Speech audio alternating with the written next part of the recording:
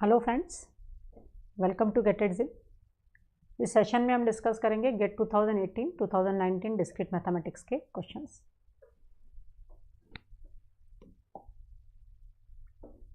तो 2018 का सबसे पहला क्वेश्चन 1 मार्क क्वेश्चन आपसे पूछा गया है, what is the chromatic number of the graph. One of the simplest question जो ग्राफ थ्योरी में आ सकता है। आपको ग्राफ गिवन है और you need to find its chromatic number. तो क्रोमेटिक नंबर हम कैसे फाइंड करते हैं? तो we assign a colour to every vertex. और किस तरह से असाइन करना है? मिनिमम कलर यूज़ करते हुए आपको क्या इंश्योर करना है कि no two adjacent vertex should have same colour. कोई भी दो नेबर से एडजेसेंट वर्टेक्स है उनका कलर सेम नहीं होना चाहिए। तो आपको मिनिमम कितने कलर लगेंगे इस ग्राफ को कलर करने के लिए? तो काफ़ी सिंपल क्वेश्चन है। तो आई होप आप लोगों ने आंसर फाइंड कर लिया होगा। 1 मिनट का टाइम भी नहीं लगेगा इसको। तो हम सबसे पहले स्टार्ट करते हैं फ्रॉम वर्टेक्स सी, है ना। वर्टेक्स सी को सपोज आपने रेड कलर से कलर किया, ओके। तो अब और कौन सा वर्टेक्स रेड कलर में कलर हो सकता है? तो सी के adjacent vertex A B E D है। तो ये A B E D red colour में कलर नहीं हो सकते ना। B is adjacent to C, A is adjacent to C, E is adjacent to C, D is adjacent to C, है ना। तो एफ और सी एडजेसेंट वर्टेक्स नहीं है। दो एडजेसेंट वर्टेक्स का कलर सेम नहीं हो सकता, रिमेनिंग का कलर सेम हो सकता है। तो सी और एफ रेड कलर में कलर किए। अब सपोज हमने डी को ब्लू कलर असाइन करा। तो मेरा क्वेश्चन है किस वर्टेक्स का कलर ब्लू हो सकता है? अब तो डेफिनेटली किस वर्टेक्स का कलर ब्लू हो सकता है? तो A can be coloured in blue colour,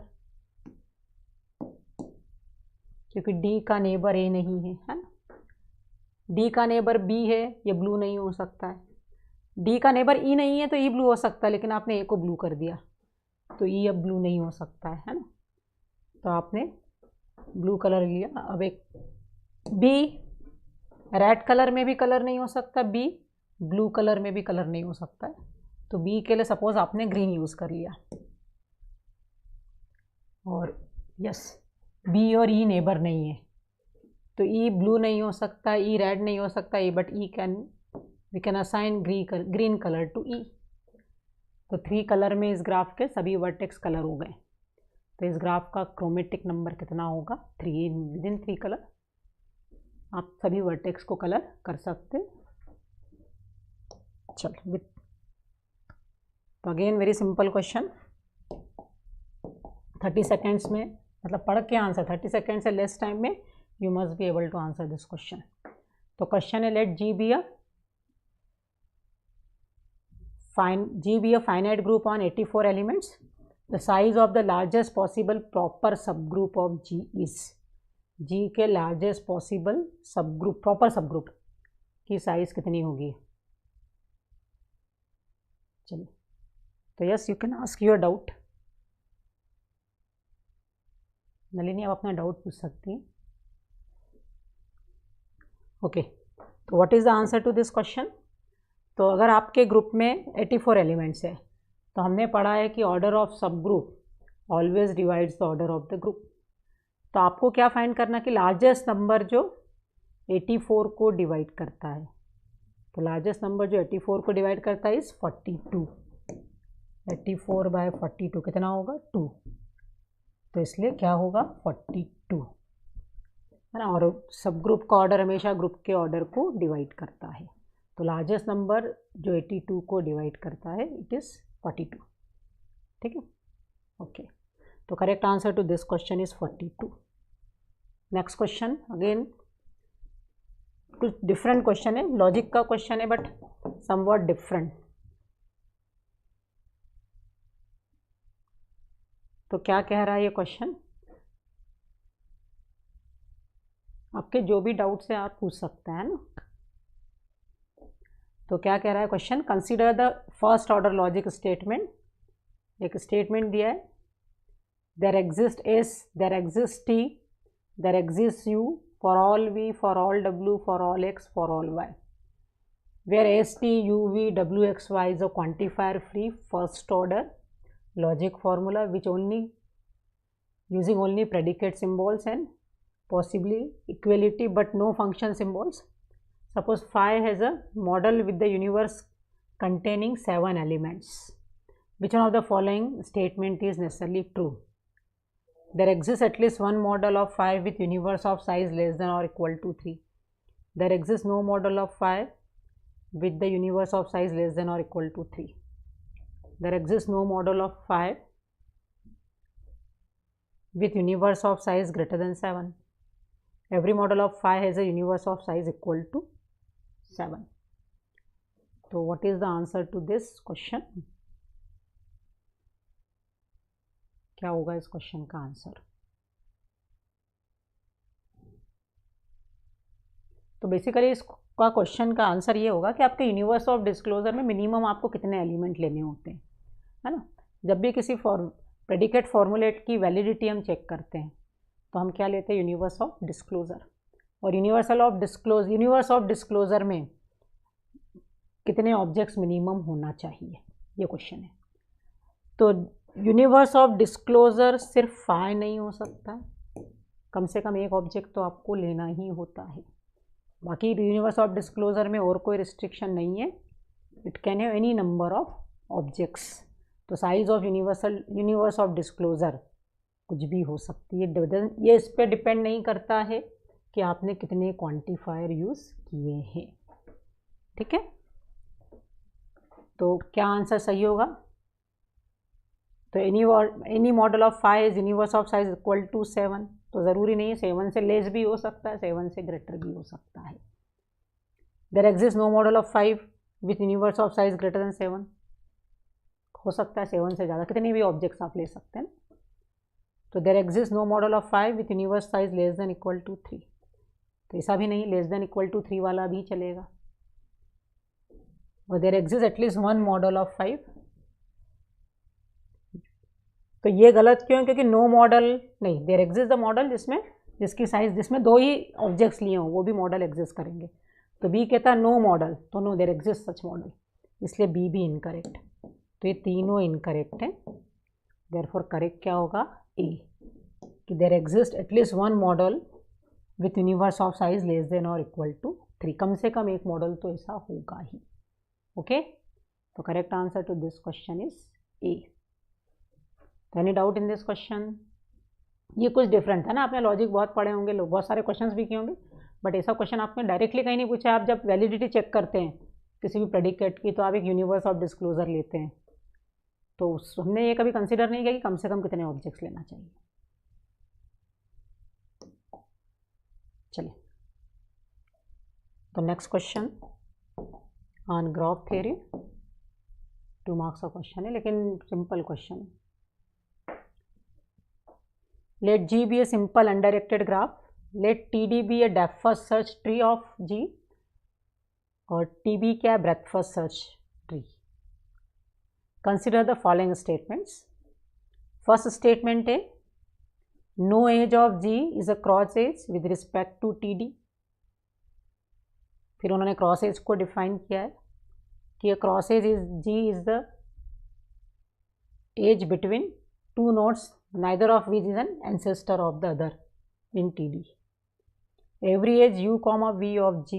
Second statement है every edge u comma v of G if u is at depth I and v is depth j then I minus j. दोनों की depth का difference कितना होगा? 1. तो which one of the following statements are necessarily be true? इनमें से कौन से ट्रू होंगे ही? तो ये ऑप्शन है first only, B option second, C कहता दोनों ट्रू होंगे, डी कहता इनमें से कोई भी ट्रू नहीं होगा. तो it is related to depth first search and breadth first search. तो इस तरह के क्वेश्चंस आप या तो एग्जांपल की हेल्प से भी, कुछ तो आपको कंसेप्ट पता ही होंगे जो डायरेक्टली आंसर देंगे, और जो नहीं पता आप एग्जांपल की हेल्प से ट्राई कर सकते हो. तो थिंक अबाउट क्रॉस एज. क्या होता है क्रॉस एज? अपने कंसेप्ट्स को रिकॉल करो.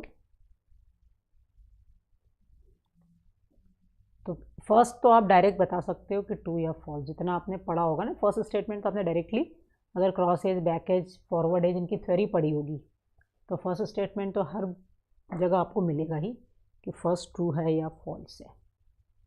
तो फर्स्ट स्टेटमेंट चलिए, तो हमने आप लोगों ने सॉल्व कर लिया होगा आई होप। तब हम डिस्कस करते हैं क्या है। तो फर्स्ट स्टेटमेंट ट्रू होता है, अनडायरेक्टेड ग्राफ की डीएफएस में कभी कोई क्रॉसेज नहीं होती। Okay, no crosses in the depth first search of an undirected graph. तो ठीक है, एक एग्जांपल ले लेते हैं। क्रॉसेज क्या होती है?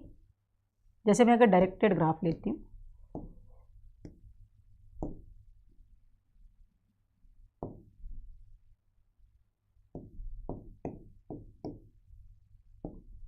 ठीक है, इस पर हम डेप्थ फर्स्ट सर्च अप्लाई करते हैं।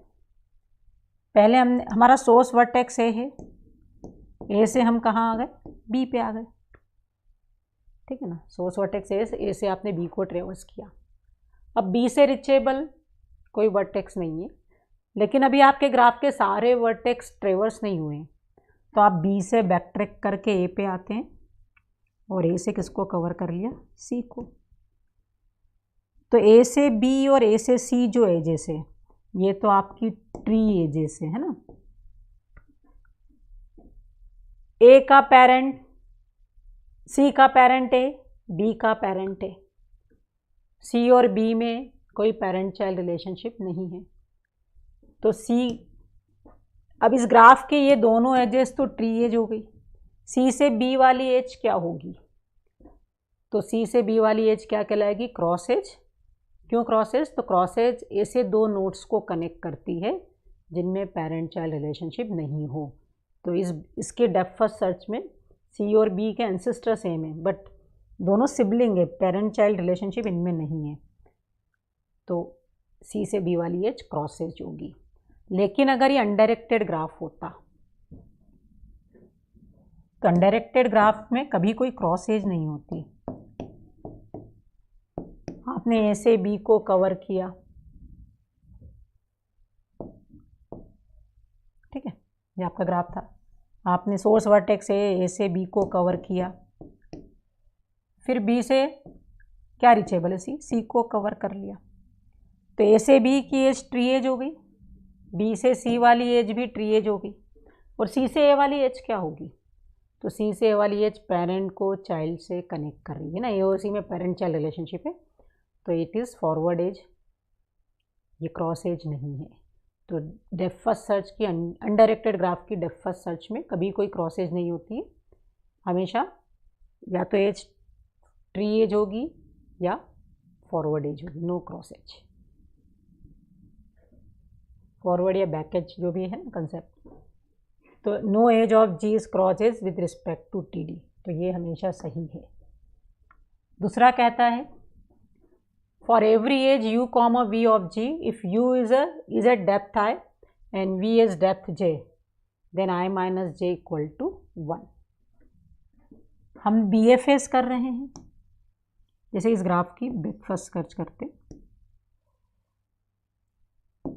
A B C D, ठीक है। सपोज आपका सोर्स वर्टेक्स ए है, तो ब्रेथ फर्स्ट सर्च में ए से रिचेबल सारे वर्टेक्स आप कवर करते हैं। तो आपने ए से रिचेबल बी को कवर किया, ए से रिचेबल सी को कवर किया, ठीक है। तो ये आपकी ट्री एजेस हो गई, जो किसका पार्ट है? आपके TB, set of edges in TB, है ना। चलिए, अब आपने बी से रिचेबल किसको कवर करेंगे? डी। आपके सारे वर्टेक्स कवर हो गई, तो आपकी ब्रेथ फर्स्ट सर्च कंप्लीट हो गई। अब there is an edge u comma v, वो यहाँ पे c कॉमा डी है ना। c कॉमा डी एक एज है जो आपके ब्रेथ फर्स्ट सर्च ट्री में नहीं है। तो ऐसे दो वर्टेक्स जिनके बीच एज है और वो एज आपकी ट्री एज नहीं है, तब आपको इन दोनों का डेप्थ का डिफरेंस निकालना है। तो C कौन सी डेप्थ पे? अगर ये 0 डेप्थ पे तो C डेप्थ 1 पे है, D डेप्थ 2 पे है ना। तो if there exist the edge u comma v और if u is depth i, तो एक एज है c से d, c डेप्थ 1 पे है और d डेप्थ 2 पे है, तो दोनों की डेप्थ का डिफरेंस 1 है। तो है 1 माइनस 2, डिफरेंस कितना है 1 है। तो क्या कह रहा है कि ऐसी एजेस जो आपके ब्रेथ फर्स्ट सर्च ट्री में नहीं आ रही है लेकिन वो दो वर्टेक्स के बीच एग्जिस्ट करती है, तो उन दोनों वर्टेक्स की डेप्थ का डिफरेंस हमेशा 1 होगा। तो ये आपको दिख ही रहा है कि अगर सी से डी को हमने कनेक्ट किया और ये एज हमारे BFS में नहीं है, तो इन दोनों के डेप्थ का डिफरेंस डेफिनेटली कितना आ रहा है, exactly 1, not more than 1, more than 1 नहीं आएगा, 1 से। और दोनों की डेप्थ डिफरेंट है, दोनों सेम डेप्थ पे भी हो सकते थे, ऐसा भी हो सकता था आपका। तब दोनों की डेप्थ आए हैं, एक डेप्थ आई पे और एक डेप्थ जे पे, दोनों डिफरेंट डेप्थ पे होना चाहिए। तो दोनों सेम डेप्थ पे हैं या एक वर्टेक्स की डेप्थ ज़्यादा हो सकती है दूसरे से, और दोनों डिफरेंट डेप्थ पे है, तो दोनों के डेप्थ का डिफरेंट कितना होगा, 1 ही होगा।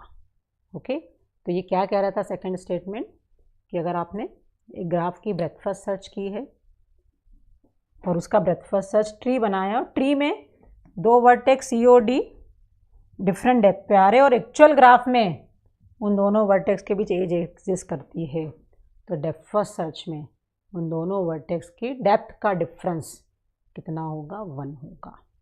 तो ये स्टेटमेंट क्या है, 2 है।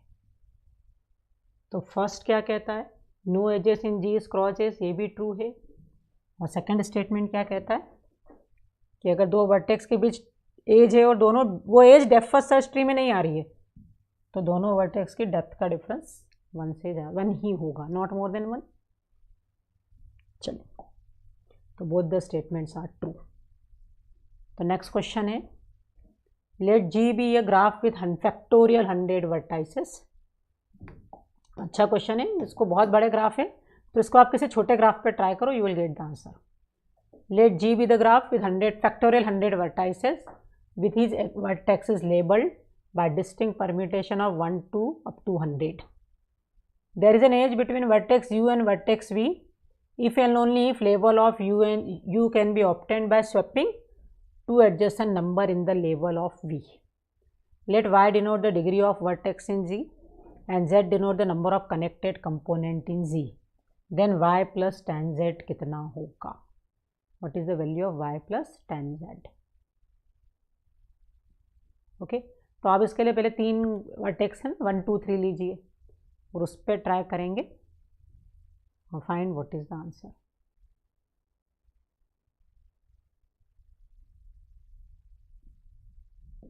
तो पहले तो हम देखते हैं कि ग्राफ कैसे बनाना है। तो सपोज हमने ये फैक्टोरियल 100 की जगह फैक्टोरियल 3 मतलब 6 वर्टेक्स, तो 6 वर्टेक्स कौन से होंगे, तो 1 2 3 का जो डिफरेंट परम्यूटेशन है 1 2 3 1 3 2 फिर 2 3 1 2 3 2 फिर 3 2 1 3 1 2, है ना। तो 3 के डिफरेंट परम्यूटेशन, फैक्टोरियल 3 परम्यूटेशंस मतलब 6 परम्यूटेशंस, और every permutation represent different vertex. ठीक है, अब 1 2 3 किसको एडजेसेंट होगा, तो 1 2 3 उन दो वर्टेक्स को एडजेसेंट होगा जिनमें कोई दो नंबर स्वैप हुए। तो 1 2 3 किसको एडजेसेंट होगा, तो 1 और 2 को स्वैप करेंगे तो क्या मिलेगा 2 1 3, तो 1 2 3 विल बी एडजेसेंट टू 2 1 3। ठीक है, तो 1 और 2 को स्वैप किया तो आपको 1 2 3 विल बी एडजेसेंट टू 2 1 3। आप 2 और 3 को भी स्वैप कर सकते थे, 2 और 3 को स्वैप किया तो क्या बनेगा 1 3 2, तो 1 2 3 2 1 3 को एडजेसेंट होगा और 1 3 2 को एडजेसेंट होगा। आपने 1 और 2 को स्वैप किया क्योंकि आप एडजेसेंट को ही स्वैप कर सकते हैं, ऐसा क्वेश्चन में लिखा है। तो इन दो को स्वैप किया और इन दो को स्वैप किया। ठीक है, अब 1 3 2 किसको एडजेसेंट होगा, तो एक तो 1 3 2 ऑलरेडी 1 2 3 को एडजेसेंट है, और अगर मैं 1 3 को स्वैप करती हूँ तो इट इज 3 1 2। ओके, अब 2 1 3 किस किस को एडजेसेंट होगा, तो 2 1 3 में 1 2 स्वैप किया तो 1 2 3 आ गया। अभी 3 1 को स्वैप किया तो क्या बन गया आपका, तो इट इज 2 3 1। 6 वर्टेक्स होंगे, उसमें 1 2 3 4 5 तो आप ऑलरेडी ड्रॉ कर चुके, एक और बचा है, तो लेट्स सी।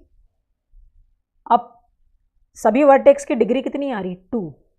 3 1 2 किसको एडजेसेंट होगा, तो 3 1 2 विल बी एडजेसेंट टू 3 2 1, इन दोनों को स्वैप कर देंगे। 1 3 को स्वैप किया तो 1 3 2 बन ही गया था। तो ये हमारे ग्राफ के 6 वर्टेक्स हो गए। मैं इस ग्राफ को कंप्लीट नहीं कर रही हूँ, लेकिन इससे हम कंक्लूजन ड्रॉ कर सकते हैं कि अगर आपके 3 वर्टेक्स 1 2 3 3 एलिमेंट्स लिए, 3 नंबर्स लिए हैं, तो हर वर्टेक्स की डिग्री 2 आ रही है। अच्छा, अगर मैं 4 नंबर लेती तो 1 2 3 4 लेती, तो ये किस किस को एडजेसेंट होता है, तो आई कैन आइदर स्वैप 1 2, तो ये 2 1 3 4 का एडजेसेंट होता है, या मैं 2 3 को स्वैप कर देती, तो ये किसको एडजेसेंट होता है, 1 3 2 4, या यू कैन स्वैप 3 4, तो ये और किसको एडजेसेंट होगा, 1 2 4 3। तो अगर आपने 4 3 वर्टेक्स लिए हैं तो एडजेसेंट वर्टेक्स 2 होंगे, आपने 4 वर्टेक्स लिए तो एडजेसेंट वर्टेक्स 3 होंगे, 4 नंबर लिए हैं तो एडजेसेंट वर्टेक्स 3 होंगे। तो आपने 100 वर्टेक्स लिए हैं तो एडजेसेंट वर्टेक्स कितने होंगे, 99। मतलब अगर 99 वर्टेक्स नेबर्स होंगे तो हर वर्टेक्स की डिग्री कितनी होगी, 99। 3 नंबर लिए तो हर वर्टेक्स की डिग्री 2, 4 नंबर्स लिए 1 2 3 4 तो हर वर्टेक्स की डिग्री 4 नहीं 3। तो अगर आपने 100 नंबर लिए हैं तो हर वर्टेक्स की डिग्री कितनी होगी, 99। ठीक है, तो सबसे पहला जो क्वेश्चन था कि let Y be the degree of every vertex, तो आपके ग्राफ में हर वर्टेक्स की डिग्री कितनी होगी, 99। अच्छा, अभी आपने 1 2 3 का पूरा ग्राफ बना के देखा था, कैसा दिख रहा था आपको, कनेक्टेड था, yes, every vertex is connected to some other vertex. और कितने कंपोनेंट थे, डिस्कनेक्टेड ग्राफ नहीं था, वो कनेक्टेड ग्राफ था। 1 2 3 किससे कनेक्टेड था, तो इट इज़ कनेक्टेड टू 2 1 3, है ना, 2 3 को एडजेसेंट कर दिया तो 1 2 3 किससे कनेक्टेड था। चलिए आए तो ठीक है, हम फिर से ड्रॉ कर लेते हैं। 1 2 3 के नेबर कौन थे, इट इज़ 2 1 3, और 1 3 2 का नेबर कौन था, 1 3 2। 6 वर्टेक्स आपने देखे थे कनेक्टेड होंगे, 2 1 3 का एक नेबर ये हो गया, एक नेबर कौन होगा, 2 3 1। फिर 1 2 3 का एक नेबर ये हो गया, एक नेबर कौन होगा, 2 और 3 को स्वैप किया तो 1 1 2 3, तो ऑलरेडी आपने 1 और 3 को स्वैप किया तो इट इज़ 3 1 2, है ना। तो आपको जो कंप्लीट ग्राफ, एक और वर्टेक्स बचा है, 2 1 3 का नेबर कौन होगा, तो इट इज़ 3 2 1। तो मैंने कंप्लीट ग्राफ ड्रॉ नहीं किया, ग्राफ का एक पार्ट ही ड्रॉ किया, लेकिन सभी 6 वर्टेक्स लिए हैं और ये सभी 6 वर्टेक्स कनेक्टेड है। मतलब कितने कंपोनेंट होंगे ग्राफ में, 1। तो ग्राफ में 100 वर्टेक्स है तो हर वर्टेक्स की डिग्री 99 होगी, और कितने कनेक्टेड कंपोनेंट होंगे, तो इट इज़ 1। तो 99 प्लस 10 इंटू जेड कितना होगा, 1। तो 99 प्लस 10 कितना आंसर होगा, तो योर आंसर विल बी 109। तो how many vertices in your graph, तो what is the answer, 109 vertices in the graph. Sorry 109 vertices नहीं, आपसे क्या पूछा गया, y प्लस 10 z। तो what is y plus 10 z, तो इट इज 109। ओके, चलिए next question, again very simple question. Previous वाला क्वेश्चन डिफिकल्ट नहीं था, बस आपको थोड़ा सा सोचना था उसमें। Consider the following undirected graph, choose the value of x that will maximize the number of minimum weight spanning tree of G. The number of minimum weight spanning tree of G for the this value of x is, आपको x की ऐसी value choose करना है जो क्या maximise करे इस ग्राफ के number of minimum weight spanning tree. तो ऐसी वैल्यू चूज करो,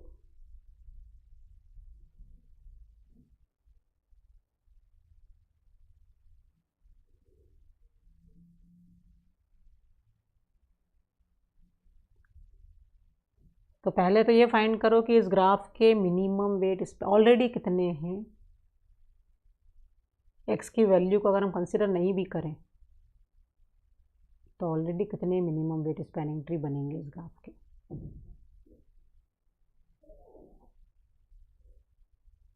चलिए तो लेट्स सी क्या आंसर होगा। ओके, अगर मैं x को मिनिमम वेट स्पैनिंग ट्री चाहिए, अगर x को 1 ले लिया मान लो, है ना, तो अब इस ग्राफ के मिनिमम वेट स्पैनिंग ट्री कितने होंगे? तो यहाँ पे से आपको ये चूज करनी होगी। You will choose this edge of weight 3, you will choose this edge of weight 1। अब इस वर्टेक्स को कवर करने के लिए आपके पास दो चॉइस है, या तो ये या ये, है ना। तो इस साइकिल के लिए you are having two choice. Weight 1 वाली एज तो आपको लेनी ही है, वेट 4 वाली ये एज और ये वेट 4 वाली ये एज लेंगे। तो वैसे अगर मैं इस यहाँ 1 ले लेती हूँ तो मेरे पास इस ग्राफ के दो स्पैनिंग ट्री ऑलवेज होंगे, है ना। लेकिन आपसे और ज़्यादा स्पैनिंग ट्री पूछा है, तो ज़्यादा स्पैनिंग ट्री कब होंगे? जब यहाँ भी मेरे पास चॉइस हो जाए, तो मैं ऐसा चूज़ करूँ वेट कि यहाँ भी इन 3 एजेस में से कोई 2 एज हम ले सकें। तो अगर मैंने यहाँ 3 ले लिया तो डेफिनेटली तब तो ये और ये दोनों 3 मिनिमम वेट वाली एजेस है, तो मेरे पास चॉइस ही नहीं, मुझे 5 वेट वाली एज छोड़ना होगा और ये 3 वेट वाली लेना होगा। लेकिन अगर मैं इसको 5 वेट वाली एज कर देती हूँ तो आपको कंपल्सरीली ये एजेस तो लेनी ही होगी। कौन सी? 1 वेट वाली, 3 वेट वाली, ये तो लेनी ही है। मतलब अगर मैं वर्टेक्स को ABC कर देती हूँ तो ये ABC को कवर करने वाली ये 2 एजेस तो आपको लेनी ही है। BC को तो लेना ही नहीं क्योंकि ये तो साइकिल बना देगी। अब आपको ये 2 वर्टेक्स कवर करने हैं, तो यहाँ तो आपने देखा था दोनों एजेस का वेट 4 है, तो दोनों में से कुछ एक चूज़ कर सकते हो। तो या तो ये चूज़ करोगे आप या ये चूज़ करोगे ना, या तो आप AC चूज़ करोगे या तो आप AD चूज़ करोगे या BD चूज़ करोगे। सिमिलरली अगर आपने इन दोनों एजेस का वेट 5, इस एज का वेट 5 कर दिया तो आप या तो AE चूज़ करोगे या BC। तो for this cycle there is 2 choice. For this cycle also कितनी चॉइसेस है आपके पास? 2 चॉइसेस। तो total how many choices? 2 cross 2 4। तो आपके पास कितने different minimum weight spanning tree होंगे? 4। तो अगर आप इस x को कितना लेते हैं? 5, है ना। तो यहाँ से 2 चॉइस, यहाँ से 2 choice, 4 minimum weight spanning tree आपके लिए होंगी। तो what is the answer to this question? तो इट इज़ 4। तो आपको जो भी डाउट है आप पूछ सकते हैं। चलिए नेक्स्ट क्वेश्चन, ये एक अच्छा क्वेश्चन है।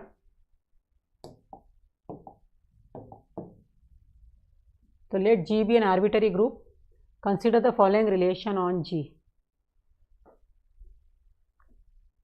R1 है, G एक ग्रुप है, ये इंपॉर्टेंट है। मतलब ये ग्रुप थ्योरी और रिलेशन दो टॉपिक्स का कॉम्बिनेशन है।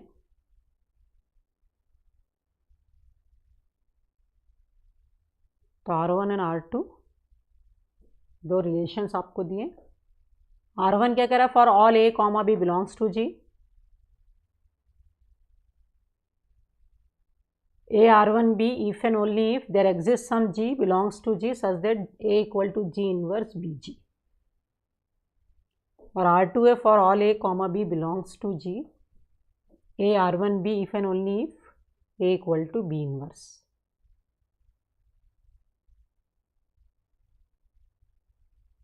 तो आपसे पूछा which of the above is R equivalence relation, इनमें से कौन सा रिलेशन इक्विवेलेंस रिलेशन है।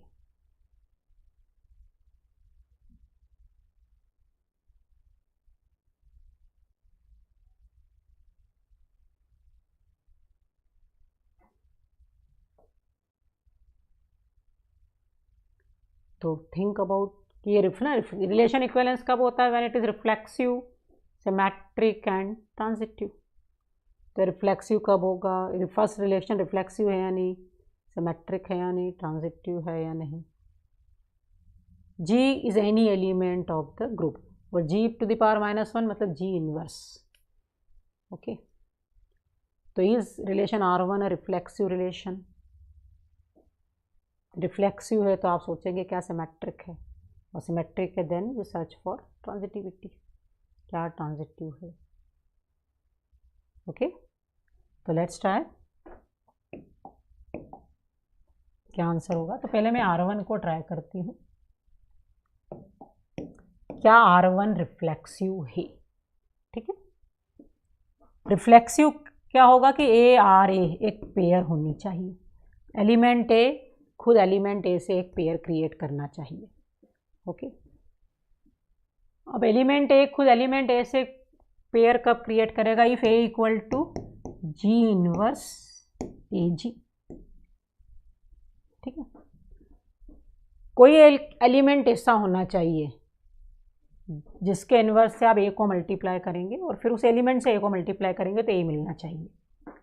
तो आपके ग्रुप में एक एलिमेंट होता है दैट इज आइडेंटिटी, और आइडेंटिटी का इन्वर्स भी क्या होता है, आइडेंटिटी इटसेल्फ।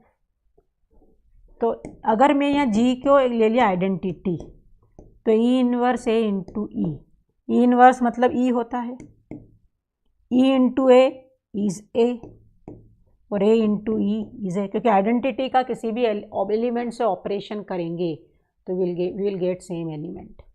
तो आपके पास एक ऐसा एलिमेंट होना चाहिए था जिसके इन्वर्स का A से ऑपरेशन किया और फिर उसी एलिमेंट ना G इनवर्स AG, तो सच एलिमेंट आपको कौन सा मिला, आइडेंटिटी। क्लियर, आइडेंटिटी का इन्वर्स खुद identity, identity into A is A और फिर A into E is A, तो यहाँ A इक्वल टू क्या मिल गया, A।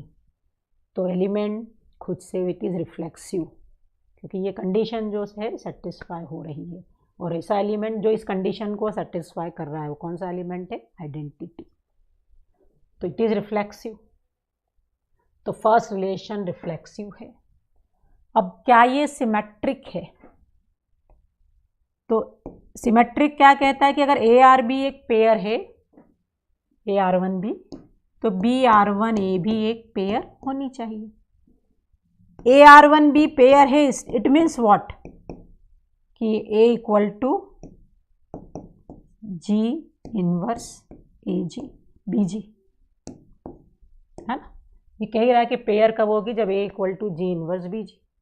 तो BRG पेयर होने के लिए BR1 है ना, सिमेट्रिक कहता है AR1 B पेयर है तो BR1 A भी पेयर होनी चाहिए। तो BR1 A को पेयर होने के लिए क्या कंडीशन ज़रूरी है, AR1 B पेयर है मतलब A equal to G inverse BG। तो BR1 A पेयर होगी, इसका मतलब B equal to G inverse AG, ये आना चाहिए, है ना। चलिए तो लेट्स सी कि क्या वो सेटिस्फाई हो रहा है। तो A equal to G inverse BG ये हमने लिखा। अब मैं इधर दोनों को लेफ्ट को G से मल्टीप्लाई कर देती हूँ, तो G into A equal to G inverse BG। अब G इंटू G इनवर्स क्या होगा, आइडेंटिटी, एलिमेंट और उसका इनवर्स क्या रिटर्न करता है, आइडेंटिटी। तो G into A equal to BG, क्योंकि आइडेंटिटी इंटू B क्या देगा आपको, B। तो G इंटू G इनवर्स is identity, identity into B is B, तो GA इक्वल टू BG। अब आप दोनों को किससे मल्टीप्लाई कर दो, उनके दोनों के राइट को G इनवर्स से मल्टीप्लाई कर दो, तो क्या आ गया, G into A into G inverse equal to BG inverse, और G into G inverse again कितना हो गया, आइडेंटिटी। तो बेसिकली आपको क्या मिला, B equal to G inverse, है ना। लेकिन आपको चाहिए क्या था, B क्या मिला, क्या आपको B equal to G inverse, लेकिन आपको चाहिए क्या था, B equal to G inverse AG। तो ये सही मिला या गलत मिला है, तो डेफिनेटली हम कहना क्या चाह रहे हैं कि यहाँ एलिमेंट का इन्वर्स हो, किसी एलिमेंट का इन्वर्स हो, फिर A हो, फिर वो एलिमेंट हो, तो डेफिनेटली G इन्वर्स का इन्वर्स कौन होगा, G। तो ये दोनों एलिमेंट जो होने चाहिए वो एक दूसरे के इन्वर्स होना चाहिए और बीच में A होना चाहिए।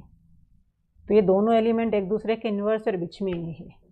तो बेसिकली इक्वेशन हमारी सेम है, सिर्फ फ़र्क पड़ रहा है कि अगर 1 का इन्वर्स 2 है तो यहाँ कह रहे कि B इक्वल टू 1A 2 ऐसा होना चाहिए, लेकिन अगर 1 का इन्वर्स 2 है तो 2 का इन्वर्स क्या होगा, 1। तो अगर B इक्वल टू 1A 2 है तो B equal to 2A 1B 2 होगा, क्योंकि ये एलिमेंट एक दूसरे के क्या है, इन्वर्स।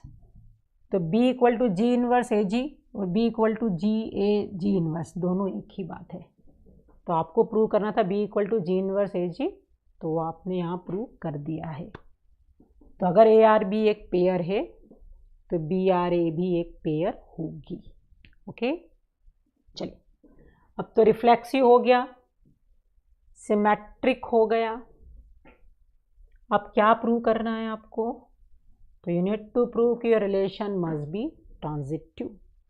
तो आप ट्रांजिटिव है ये कैसे प्रूव करेंगे? ट्रांजिटिव कहता है ए कॉमा बी एक पेयर है, बी कॉमा सी एक पेयर है, तो ए कॉमा सी एक पेयर होनी चाहिए, है। ए कॉमा बी एक पेयर है, इसका मतलब क्या होगा? A equal to some element G inverse B G, है ना। बी कॉमा सी एक पेयर है, इसका मतलब क्या होगा कि कोई एलिमेंट एच है, तो B equal to H inverse C H, क्योंकि वो एलिमेंट जी हो, जरूरी नहीं, कोई भी एलिमेंट हो सकता है। या फिर क्योंकि हमारा सिमेट्रिक तो ऑलरेडी प्रूव हो चुका, तो B equal to H inverse C H या सी इक्वल टू, हाँ ठीक है, B equal to H inverse C H, क्योंकि बी कॉमा सी एक पेयर है। तो ए कॉमा सी एक पेयर होने के लिए आपको क्या प्रूव करना है कि A equal to some element X inverse C X, ये होना चाहिए। तो ए कॉमा बी एक पेयर है इसलिए ये ट्रू है, बी कॉमा सी एक पेयर है इसलिए ये भी ट्रू है, और ए कॉमा सी पेयर होने के लिए इसको आपको प्रूव करना होगा कि ये होना चाहिए। तो लेट्स सी ये होता है या नहीं। तो ए इक्वल टू क्या लिख रखा है आपने? जी इनवर्स बी जी। इसको आप क्या लिख सकते हो? बी की वैल्यू पुट कर दो यहाँ पे, तो it is G inverse H inverse C H G, ठीक है। तो बी की ये वैल्यू को आपने पुट कर दिया।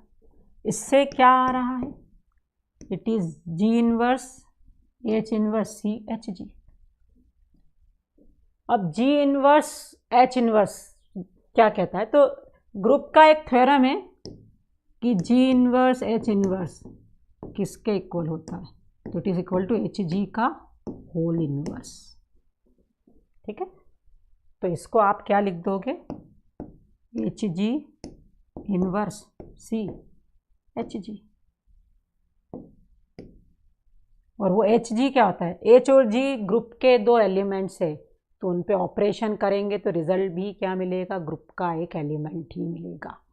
और वो एलिमेंट क्या होगा? सपोज एक्स, तो इसको लिख दो एक्स इनवर्स सी एक्स, ठीक है। तो अगर ए कॉमा बी पेयर है, बी कॉमा सी पेयर है, तो ये प्रूफ क्या कहता है कि ए कॉमा सी भी एक पेयर होगी। ओके, तो R1 जो है it is reflexive, it is symmetric and it is transitive, therefore R1 is equivalence relation, ठीक है। चलिए, तो हमने R1 को प्रूव कर दिया इक्विवेलेंस है। अब R2 क्या कहता है? क्या R2 इक्विवेलेंस है? तो R2 कहता है A comma B belongs to G if A R2 B if and only if A equal to B inverse. अगर A और B दो एलिमेंट पेयर कब बना रहे? When they are inverse of each other, ठीक है। तो सबसे पहले तो मुझे चेक करना होगा क्या ये रिफ्लेक्सिव है।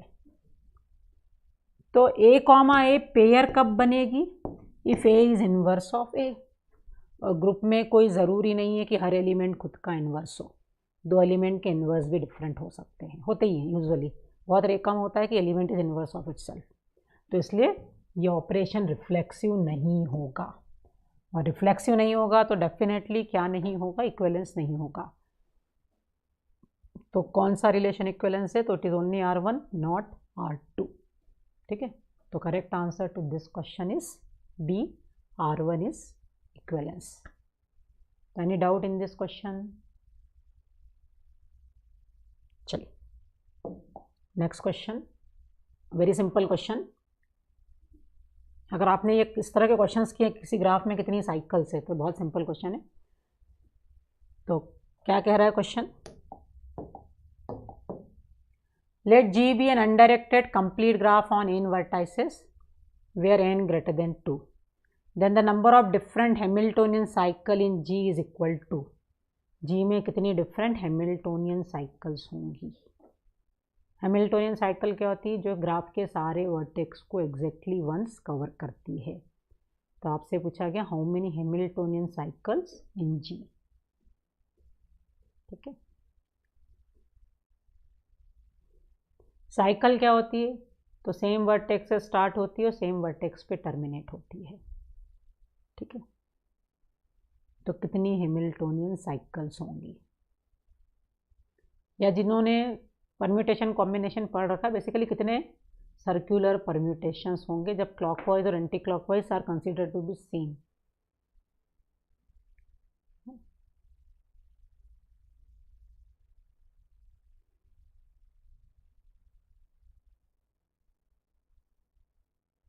चलिए, तो क्या होगा आंसर इसका? तो आई होप आप लोगों ने क्वेश्चन सॉल्व कर ही लिया होगा। तो क्या आंसर होगा इसका?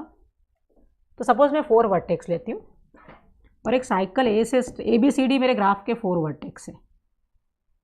साइकिल ए से स्टार्ट होगी और ए पे टर्मिनेट होगी, और कंप्लीट ग्राफ है तो every vertex is connected to other vertex. A B से भी कनेक्ट होगा, ए सी से भी कनेक्ट होगा, सभी वर्टेक्स एक दूसरे से कनेक्टेड होंगे। तो आप सबसे पहले ए से बी वाली एज भी कवर कर सकते थे, बी से सी, सी से डी, ये एक साइकिल हो गई। लेकिन आप चाहते तो ए से बी, बी से डी, डी से सी, ये एक साइकिल हो गई, है ना। तो कितनी साइकिल्स होंगी?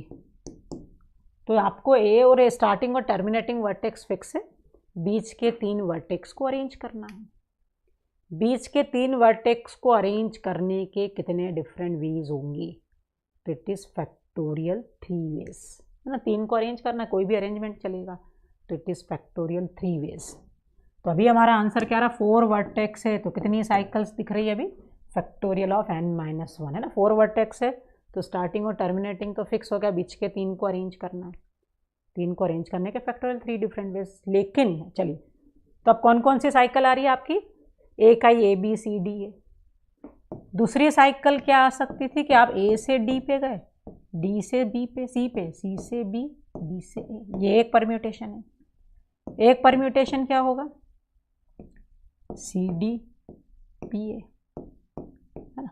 एक परम्यूटेशन क्या होगा? ए से सी पे गए, सी से डी, सी से बी, बी से डी, और फिर ए से डी, डी से बी, बी से सी, और फिर ए। तो ये 6 परम्यूटेशंस आपने लिखे हैं, है ना। तो क्या 6 साइकिल्स होंगी? तो 6 साइकिल्स डेफिनेटली नहीं होंगी। क्यों नहीं होंगी? बिकॉज ABCD अगर मैं देखूं कि आई कवर ए से B, from B I cover C, C से हमने कवर किया डी को, डी से कवर किया ए को। ये 2 साइकिल सेम है या डिफरेंट है? तो साइकिल सेम होगी इफ दे कवर, है ना। एजेस अगर उनमें सेम है तो cycles are same, edges are different तो साइकिल्स विल बी डिफरेंट। तो ABCD में ये एजेस कवर हुई है। अब यहाँ देखो, आपने ए से डी को कवर किया है, फिर डी से सी को कवर किया, सी से बी, बी से ए, तो इन दोनों में एजेस सेम कवर हुई है, इसलिए this 2 cycles are consider to be same. Cycle different होगी अगर उनमें एजेस डिफरेंट होगी। ठीक है, तो फर्स्ट साइकिल तो ये। सेकंड क्या है? आपने ए से सी पे गए, सी से डी पे गए, डी से बी और बी से ए। तो डेफिनेटली ये फर्स्ट ये साइकिल और ये साइकिल डिफरेंट है, लेकिन ये और ये सेम है, क्योंकि ए से बी, बी से डी, डी से सी, सी से ए, तो ये दोनों cycle same. Similarly this 2 cycles are same. तो बेसिकली 6 नहीं, कितनी साइकिल्स है? 3 साइकिल्स है। तो कितनी साइकिल्स होंगी? तो 3/6/2। 6 क्या है? Factorial of 3/2। तो अगर आपके ग्राफ में 4 वर्टेक्स है तो 3 डिफरेंट हैमिल्टोनियन साइकिल्स होंगी, है ना। तो अगर आपके ग्राफ में n वर्टेक्स है तो आपका सोर्स और डेस्टिनेशन, स्टार्टिंग और एंड वर्टेक्स फिक्स है, बीच के वर्टेक्स n-1 वर्टेक्स को अरेंज करने के लिए फैक्टोरियल n-1 वेज है, but every 2 permutation represent same cycle, इसलिए आप इसको किससे डिवाइड कर देंगे, तो यू डिवाइड इट बाय 2. तो what is your answer, the factorial of n-1 divided by 2, तो which is D. Therefore D is the correct answer to this question. Okay, चलिए next question. Question 10. तो consider the first order predicate formula. आपको एक predicate formula दिया है, for all x, for all z, z divide x implies z equal to x or z equal to y implies there exists w, w greater than x, and there exists z, z divides w implies w equal to z or z equal to 1. Here a divides b denotes that a divides b, where a and b are the integers. Consider the following set: S1a, the set containing the number from 1 to 100, S2 a set of all positive integers, or S3 a set of all integers. तो विच of the above set satisfy this formula. Okay, इनमें से कौन सा set given फॉर्मूले को satisfy करता है. तो पहले तो आप ये सोचेंगे कि ये फॉर्मूला कहना क्या चाह रहा है. z divide x, z divide x, z x को डिवाइड कर रहा है. ये क्या इम्प्लॉय करता है कि z खुद x के इक्वल हो या z1 के इक्वल हो. ठीक है, तो ये क्या शो करता है, z डिवाइड x, तो z शुड बी x. मतलब जैसे अगर मैं लिखती हूँ 2 डिवाइड 6, तो 2 इक्वल टू 6 है क्या, नो. और 2 इक्वल टू 1 है क्या, नो. तो ये कंडीशन क्या हो गई, फॉल्स हो गई. तो for all x, for all z, z divide x मतलब z इक्वल टू x और z इक्वल टू 1. तो ऐसा कब हो सकता है कि किसी नंबर z को, किसी नंबर x को z डिवाइड करा तब z या तो x के इक्वल हो या z इक्वल टू 1.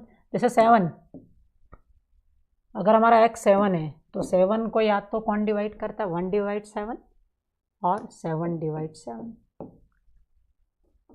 तो जब x इज 7 तो z की वैल्यू या तो 1 हो सकती है. अगर z की वैल्यू 1 है तो z इक्वल टू 1, ये कंडीशन सेटिस्फाई हो रही है. और z की वैल्यू 7 है तो z इक्वल टू 7, ये कंडीशन सेटिस्फाई हो रही है. तो ये कंडीशन कि z इक्वल टू x और z equal to 1 when z divide x, तो ये क्या शो करता है, ये कि z x must be a prime number, है ना. जितने भी x है उनको जितने भी z डिवाइड करते हैं, फॉर ऑल z, तो जितने भी z होंगे जो x को डिवाइड करते हैं वो या तो x के इक्वल हो या 1 हो, है ना. It means x must be a prime number. तो ये ट्रू हो रहा है, तो ये शो कर रहा है कि x इज प्राइम नंबर. फिर क्या बोल रहा है कि इम्प्लॉइज देयर एग्जिस्ट w. अगर x प्राइम नंबर है तो क्या होना चाहिए, एक w एग्जिस्ट करना चाहिए, w x से ग्रेटर हो. और अगर z w को डिवाइड करता है तो या तो z w के इक्वल हो या z 1 के इक्वल हो. ठीक है, तो लेफ्ट हैंड साइड भी प्राइम नंबर के लिए ट्रू होगा और ये भी प्राइम नंबर के लिए ट्रू होगा. तो z x भी एक प्राइम नंबर होना चाहिए और w भी एक प्राइम नंबर होना चाहिए, क्योंकि w को भी जो डिवाइड करता है या तो वो w के इक्वल हो या w के, या तो 1 हो या w के इक्वल हो. तो x must be prime number and z must be prime number. और क्या कहता है, x must be prime number and w must be a prime number. और हमारी कंडीशन क्या कहती है कि w should be greater than x. मतलब आपके सेट में 2 प्राइम नंबर्स होने चाहिए और वो प्राइम नंबर w से, z से, मतलब x से ग्रेटर होना चाहिए. For every prime number there must exist a larger prime number. ठीक है, अब यहाँ हम इसकी बात करते हैं. इस सेट का जो लार्जेस्ट प्राइम नंबर होगा 97 सपोज, तो क्या उससे बड़ा कोई प्राइम नंबर है, बिकॉज ये फाइनाइट सेट है. तो अगर लार्जेस्ट प्राइम, जैसे अगर मैंने एक प्राइम नंबर लिया 7, तो अगर x 7 लिया तो क्या शो करता है कि x से 7 से बड़ा कोई दूसरा प्राइम नंबर भी होना चाहिए, तो 13। तो if 7 is a prime number तो उससे बड़ा एक प्राइम नंबर और होना चाहिए, तो वो मुझे 13 मिलेगा। लेकिन अगर इस फाइनाइट सेट में लार्जेस्ट प्राइम नंबर ले लिया तो उससे बड़ा कोई प्राइम नंबर एग्जिस्ट नहीं करेगा, तो यहाँ पे लार्जेस्ट प्राइम नंबर के लिए गिवन कंडीशन सेटिस्फाई हो जाएगी। For every prime number there must exist a larger prime number. Basically हमारा प्रेडिकेट यही कह रहा है। तो फर्स्ट सेट बिकॉज फाइनाइट है, तो इस सेट का जो लार्जेस्ट प्राइम नंबर होगा उससे बड़ा कोई प्राइम नंबर एग्जिस्ट नहीं करेगा, तो उस लार्जेस्ट प्राइम नंबर के लिए गिवन प्रेडिकेट फॉल्स हो जाएगा। अब set of all positive integers लिया तो डेफिनेटली इनफाइनाइट है, तो हर प्राइम नंबर से लार्जर कोई प्राइम नंबर तो हमेशा एग्जिस्ट करेगा ही। और सेट ऑफ ऑल इंटीजर्स ले या पॉजिटिव इंटीजर्स ले, एक ही बात है, प्राइम नंबर्स आर पॉजिटिव, तो उससे बड़ा प्राइम नंबर तो हमेशा एग्जिस्ट करेगा ही। तो दोनों इनफाइनाइट सेट्स के लिए कंडीशन ट्रू है, लेकिन फाइनाइट सेट के लार्जेस्ट प्राइम नंबर के लिए गिवन प्रेडिकेट फॉल्स हो जाएगा, इसलिए S1 गिवन कंडीशन को सेटिस्फाई नहीं करेगा। तो correct answer is S2 and S3। Okay, तो correct answer to this question is